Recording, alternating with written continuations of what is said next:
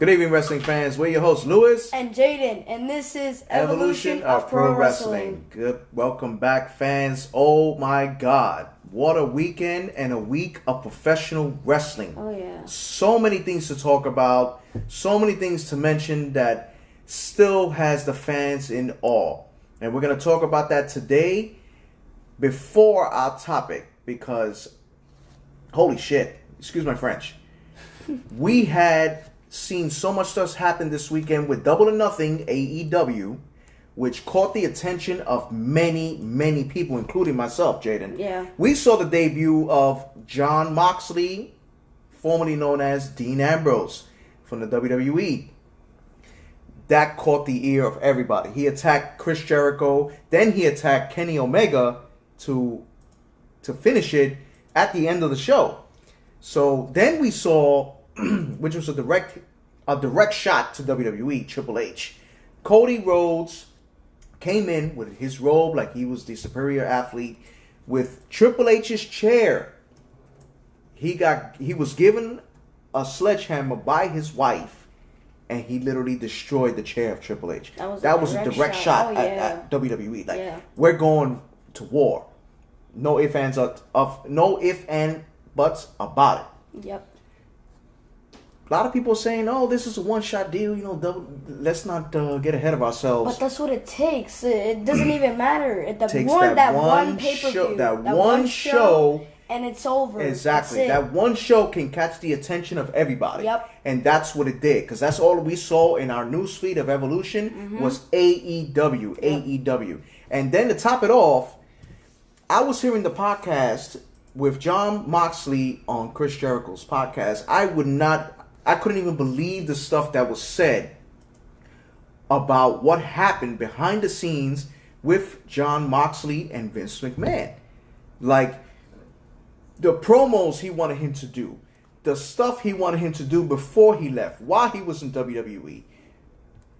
It wasn't cool. It wasn't. He wanted him to talk about Roman Reigns' cancer, and he wanted him to talk about other stuff and doing certain promos. That's not something you do. No, you know what I mean? And then when Cody Rhodes did what he did, how did the WWE respond? With a freaking boombox of a Money in the Bank with Brock Lesnar coming into dancing to reggaeton. Are you kidding me, WWE? Oh my God. You're kidding me. Come on. Bro, that's not... Okay, what the hell are you guys doing? I understand Brock Lesnar, he sucks now, but come on, like, what's wrong with you people? That's not his type of character. Like, I understand people believe Brock Lesnar is, like, this tough guy, but come on, like, you're really messing up these guys' characters. Exactly. You know, the Beast Incarnate. All right, grant that. Beat The Undertaker, defeated his streak, beat a whole bunch of people. I mean, but I'd rather see that than him with the boombox. But that's what I'm saying, that it seems to me like Vince McMahon doesn't really care about AEW because, okay, it was one pay-per-view. Big deal. No, this is something you guys got to take a look at. Yeah. You know, this is true. After this interview that Jon Moxley did with Chris Jericho, this is making a lot of talent of what we saw in Ring Newsreader. Top-notch talent wants to leave the WWE and go to AEW. Yeah. And one in specific talent that they are not pleased by the way they're using him, Ricochet. Ricochet is a phenomenal athlete. The man can do so much in the ring. You have hit guys like him. You have guys like Elias, Drew McIntyre. The list goes on. And you're using Bobby Roode. And look what they're doing with this 24/7 championship. Look at a knockoff of the Hardcore Championship. What are you guys doing? It's ridiculous. God. It's ridiculous. It's ridiculous and it's stupid. And you're don't drawing fans away from WWE. Like, a lot of people are hoping Triple H takes over this company because the way it looks, WWE has lost so much money, so much time and investment, and that's why a lot of people are quitting. They lost most of their writers, their main writers, Dean Malenko, Road Dogg. Like, come on.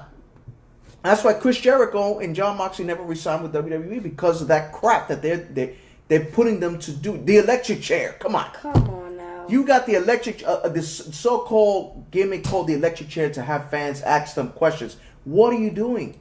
And then Sami Zayn mentions AEW on TV. That's a slap in the face. Come on. You're in another organization and you're mentioning some other organization out there. Seriously. So come on. WWE, wake up. The AEW is coming with with a purpose. Yeah, they're coming. They're coming hard. strong. Beware. This is not the first pop they're gonna get. And then next pay-per-view, All Out, I guarantee you it's gonna be another hit.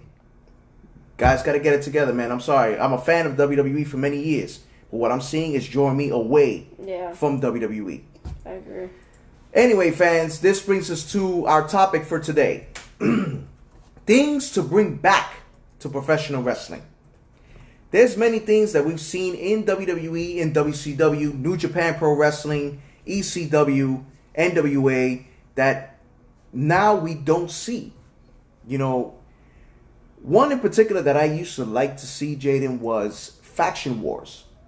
There were like maybe, 4 or 5 factions. You don't see any of those things anymore. Yeah. You don't see those wars because you had Los Boricuas, the Nation of Domination, DOA, the Union. You had a lot of factions. You had the corporate ministry. You had the corporation. All these factions that they had in WWE, and it was good to see these wars happen. But it's like now you don't see that type of war anymore. Like it's like I don't understand why they don't have any more factions. Yeah, they did it before with the Shield and the Wyatt family and the New Day. And it was kind of fun seeing the Wyatt family and the Shield go at it. Yeah, it was. But now you don't see anything. You don't see any of those things anymore. Like some of these things, some of the things that got removed in wrestling is kind of the problem, and which is the reason why wrestling is not so much entertaining anymore. Absolutely. They've been removing matches and a whole bunch of other things. Like example, the dead man's match, the Undertaker's match, the Buried Alive match, the casket match.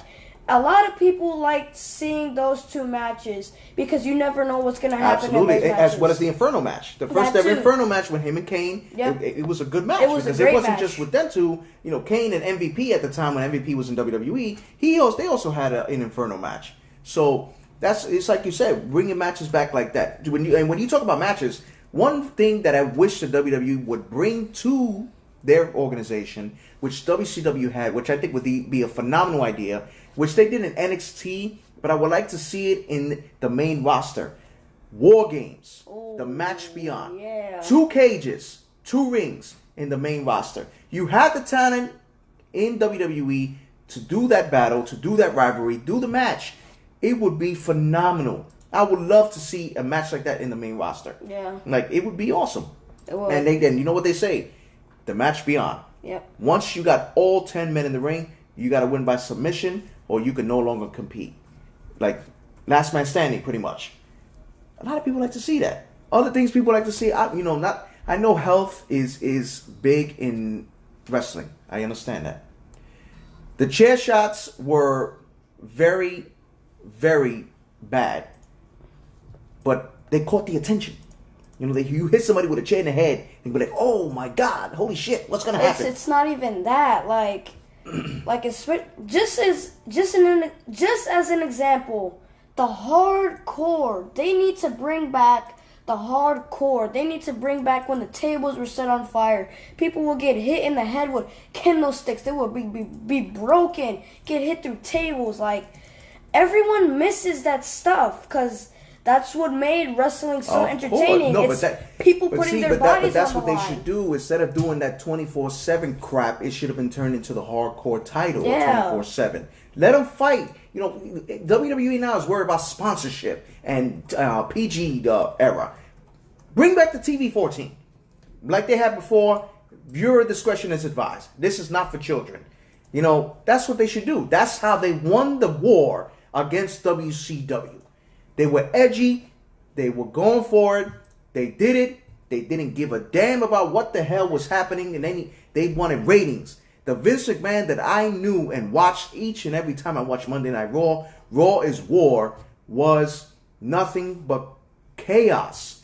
You had Stone Cold bringing a beer truck in the arena. A Zamboni truck. He brought his own truck.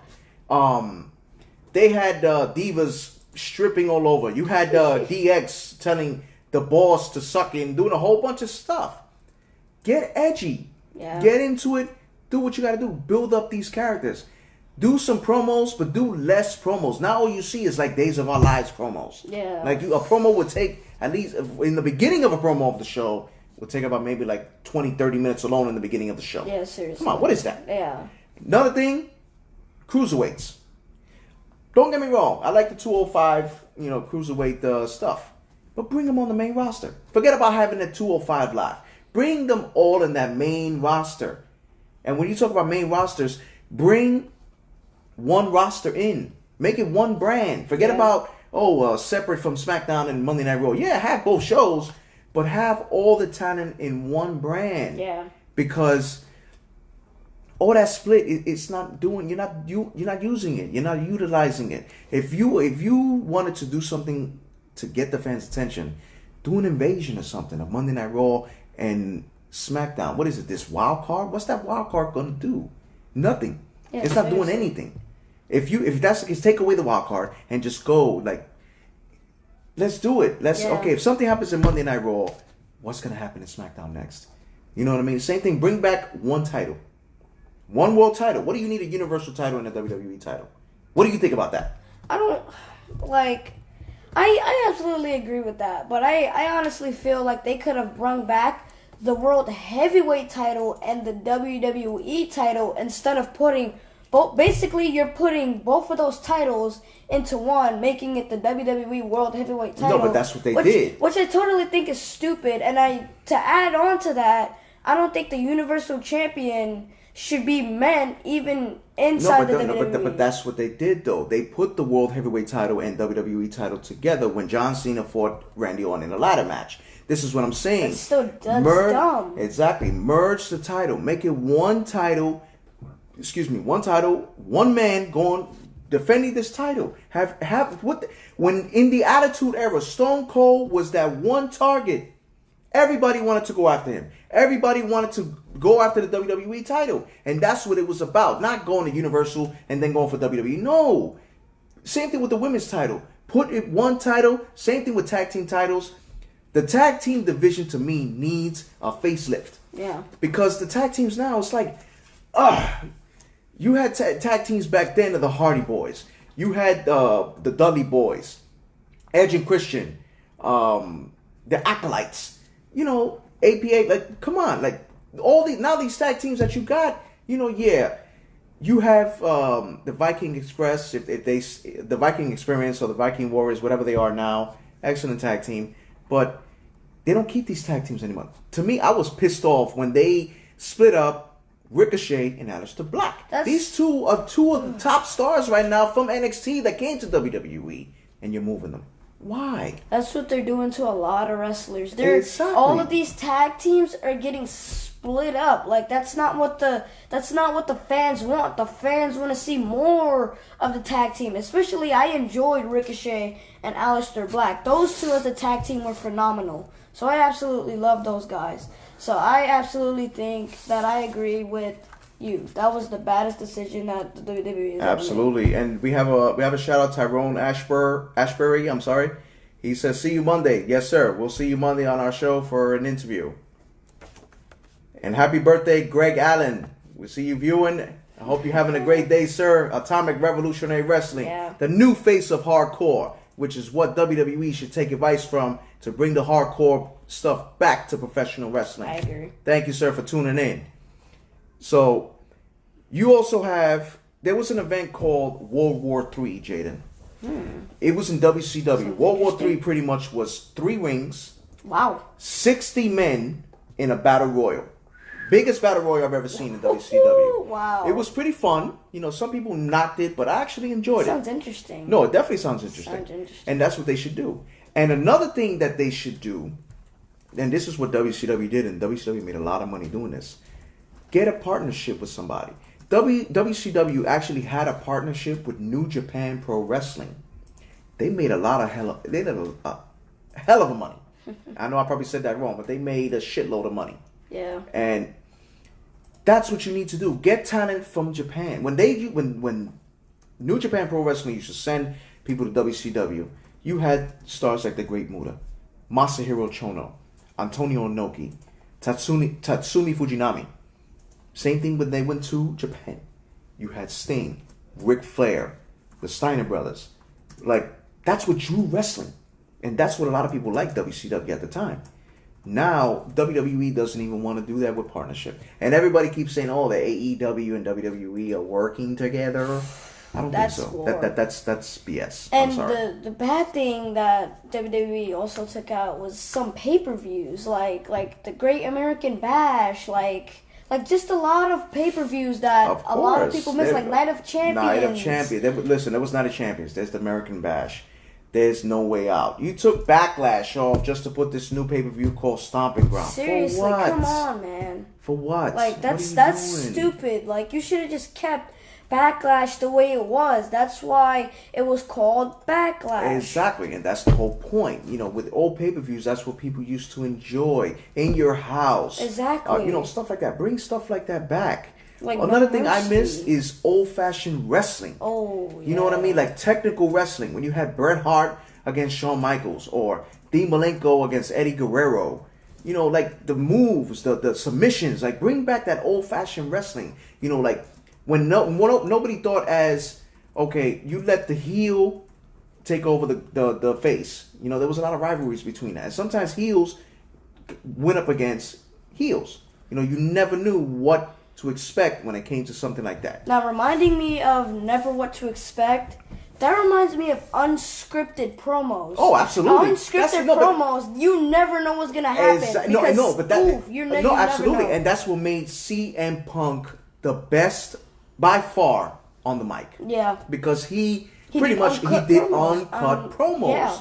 And that's what you need. You need to let these guys go with it. You never know what's going to happen. Shots are going to be fired left and right. Exactly. And that's what I'm saying. When it came to stuff like that with promos, when the Attitude Era was out, Vince McMahon let pretty much everyone do what they needed to do. He let Stone Cold be what he wanted to be. Stone Cold. That's when the famous words, Austin 3:16 says, "I just whipped your ass." That's what needs to be done. Or DX going up against the Authority. Let them be. Let those characters come out. Mick Foley holding a rat. You know, that's what people like to see. They want to see that promo. They want to see that.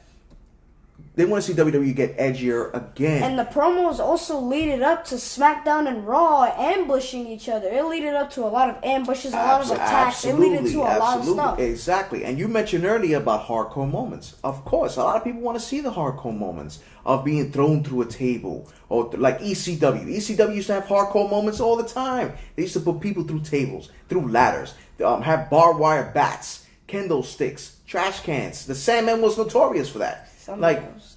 That's what I'm saying. Thumbtacks. You know what I mean? Like, do it. Just to go with it. Don't be afraid. Forget about the sponsors and all. Yeah, I understand. You got sponsors. You got partnerships. Fine, but you're losing money. Yeah, you're losing money, and if you guys probably saying I don't know what the hell I'm talking about, but what I've seen in my 37 years of watching professional wrestling. I'm sorry, 30 years. Let me rephrase that. It's not the same. It's like I put the wrestling to record and I just don't watch it anymore. I only watch the beginning and the end. That's it. Because it's gotten to the point it's just boring.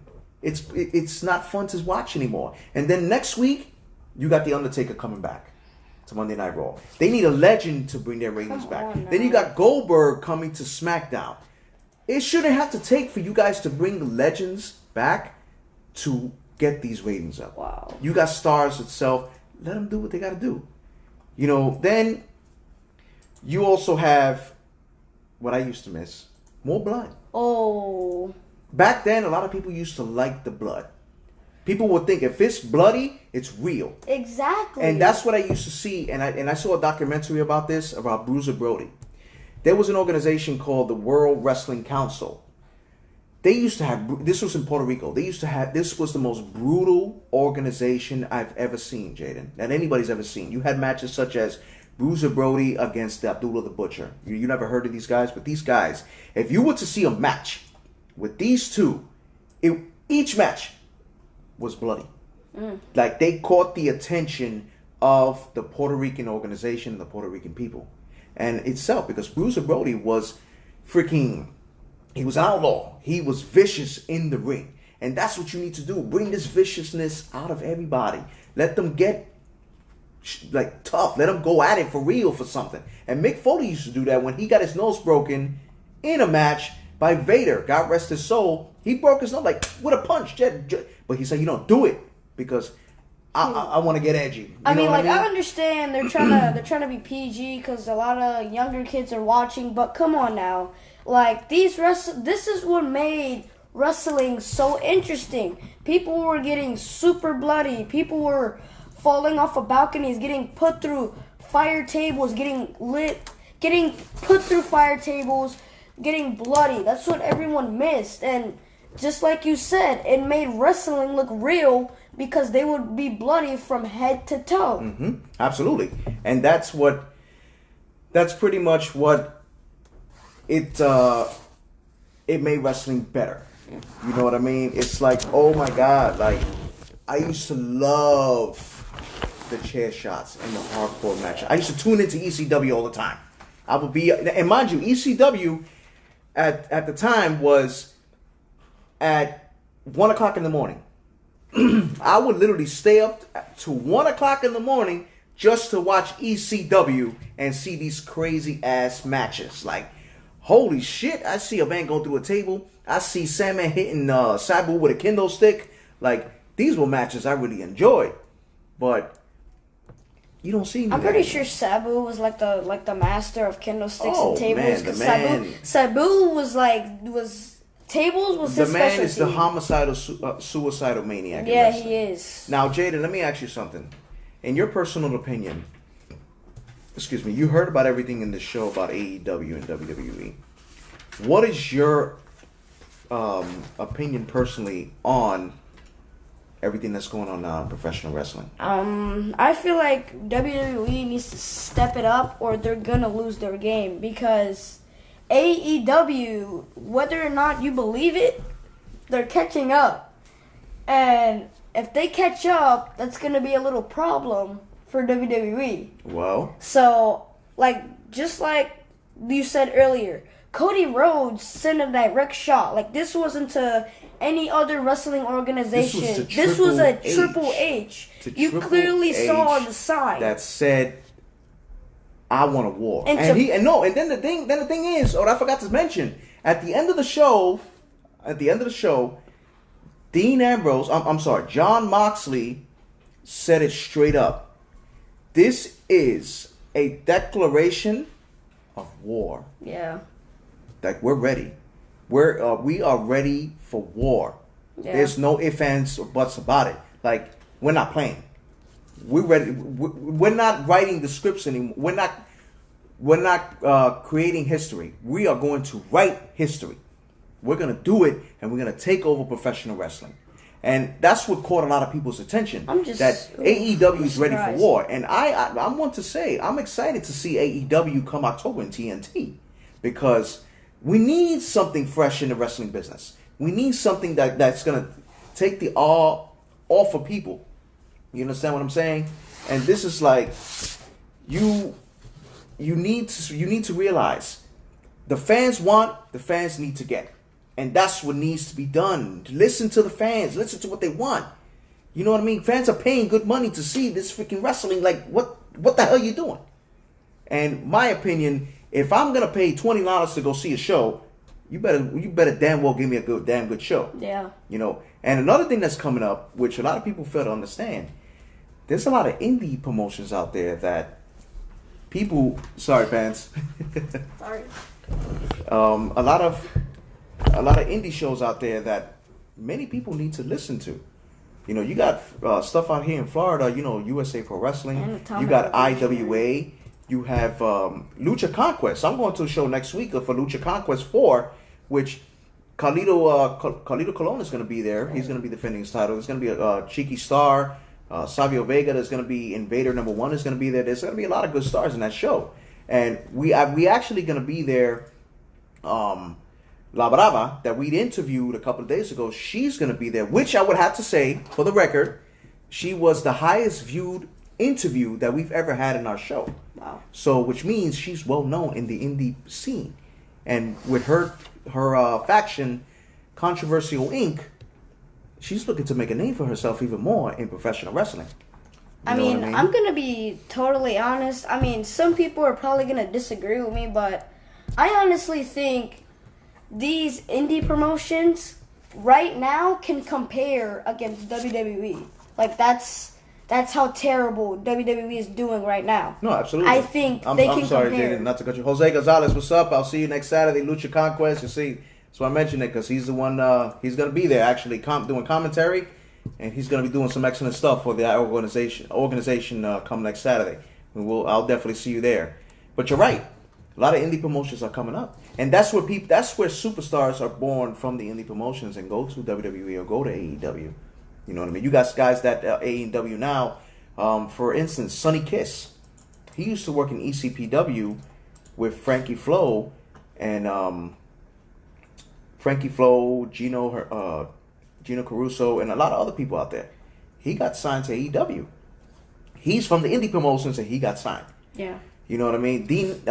I keep saying Dean Ambrose. I'm sorry, I'm so used to that. But John Moxley, he used to work indies. He used to do death matches. Oh. And then used look to at see him. those. He became famous. Daniel Bryan, another one. He was in the indies. He became famous. So imagine, you have to look at the indies, man. The indies is where it is, and the indies is where you need to go. And another topic, organization, that we're going to start talking about too. We're going to start bringing everything together. New Japan Pro Wrestling. I hear a lot about New Japan Pro Wrestling now. I used to like New Japan Pro Wrestling before, when they had Jushin Thunder Liger.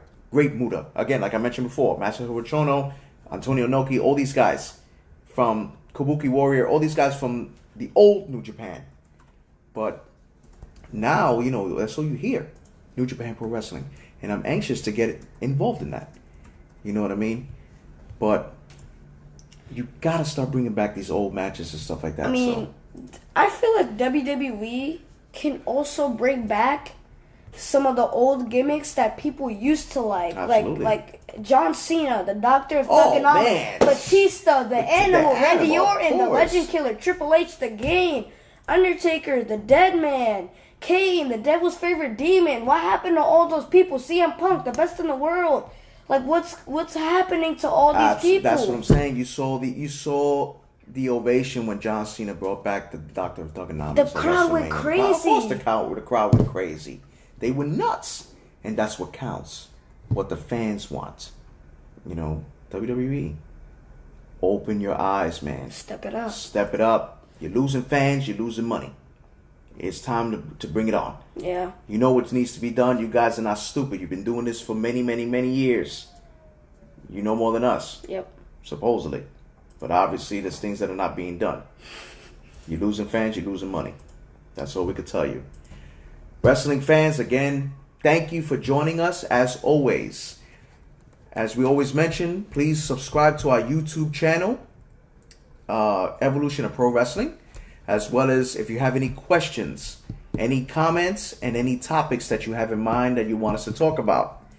Evolution of Pro Wrestling at gmail.com. Feel free, to email us, all those things. Follow us on Instagram and Twitter, as well as listen to our audio from Smart Mark Radio, Moses Marquez as well. Next week's topic, superstars, wrestling superstars that never made it into the WWE Hall of Fame, and why they should be in the WWE Hall of Fame. For myself, Lewis, and my co-host Jaden, and as always, my great and lovely producer and wife, Yesenia De Leon, thank you for joining us, fans. Until next time, we'll see you then. Take care, fans, and have a good night.